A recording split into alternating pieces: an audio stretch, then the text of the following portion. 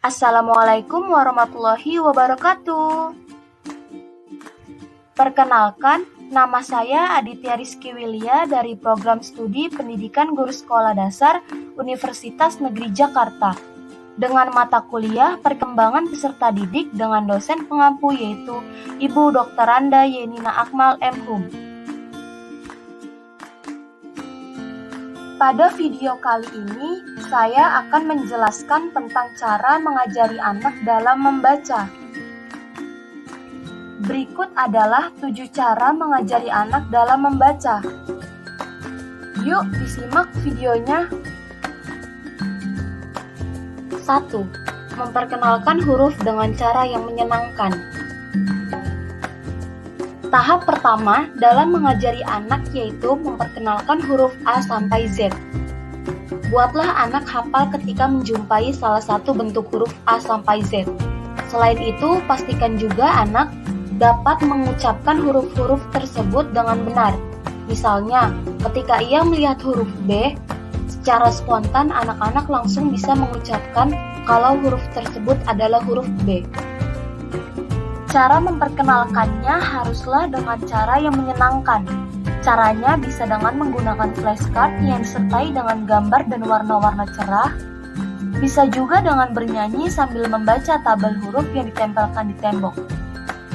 Perkenalkanlah pengucapan masing-masing huruf dengan benar, karena ini akan sangat berpengaruh pada cara ia membaca nantinya. 2. Mengajari anak untuk menghafal suku kata. Pada tahap ini, sebaiknya anak diajari untuk menghafal suku kata yang ada di dalam konsonan B sampai Z dan diikuti huruf vokal A, I, U, E, dan O. Ajarkanlah anak membaca satu suku kata terlebih dahulu. Buatlah semua suku kata yang terbuat dari 5 huruf vokal dan semua huruf konsonan. Anda bisa membuatnya seperti ba, bi, bu, be, bo, ca, ci, cu, ce, co, dan seterusnya. Secara bertahap, biarkan anak untuk menghafal suku kata tersebut. 3. Ajak anak untuk membaca suku kata yang variatif, yaitu bisa secara bertahap dengan mengajarkan yang pertama, ajarkan membaca 2 suku kata sama vokal. Jadi kedua suku kata memiliki bunyi vokal yang sama. Contohnya, aba, baba, aca, caca, lele, papa, mama, dan seterusnya. Kedua, ajarkan membaca 2 suku kata beda vokal. Mulailah dengan konsonan yang sama seperti aci, ibu, dadu, mami, lalu, dan lainnya. Selanjutnya, ajarkanlah anak membaca huruf dengan 2 suku kata, vokal berbeda dan konsonan berbeda, yaitu palu, saku, jali, sate, dan lainnya. Dan yang terakhir ketiga, ajarkan membaca 3 suku kata. Setelah anak lancar membaca 2 suku kata, maka tingkatkanlah menjadi 3 suku kata agar dia mudah dalam membaca nanti.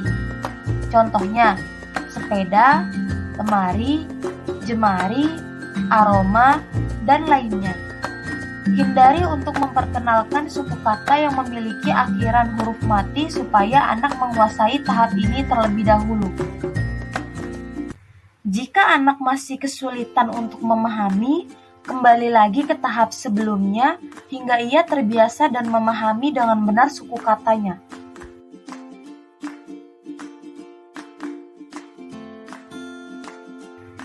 4. Ajarkan anak membaca bunyi NG atau eng. Bunyi NG atau eng lebih mudah dipahami daripada bunyi NY atau eny. Oleh karena itu, ajarkan NG atau eng terlebih dahulu kepada anak sebelum NY atau eny.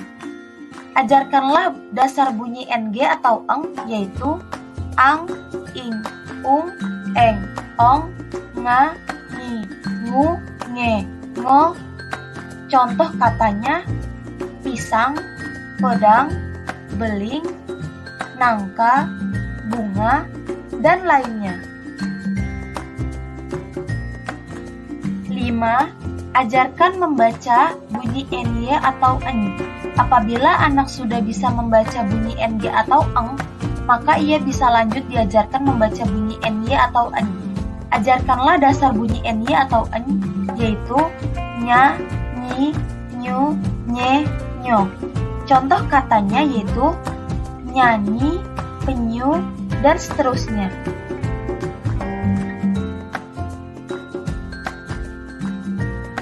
6. Ajarkan membaca konsonan mati. Sebaiknya mulai dengan konsonan mati di akhir, lalu di tengah. Contoh suku kata konsonan mati di akhir yaitu makan, jamur, ikan, lumut, arca, larva, coklat, balsem, dan seterusnya.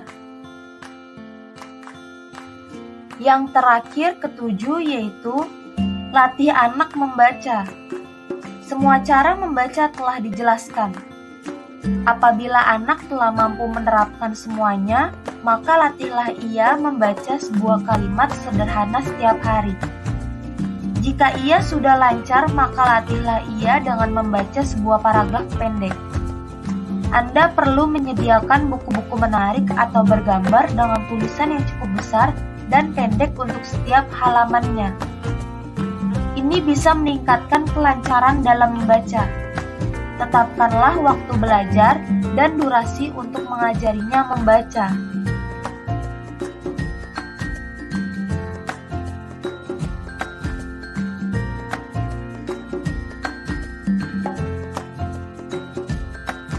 Sekian dari penjelasan video ini. Kurang lebihnya mohon maaf. Sampai bertemu di video selanjutnya.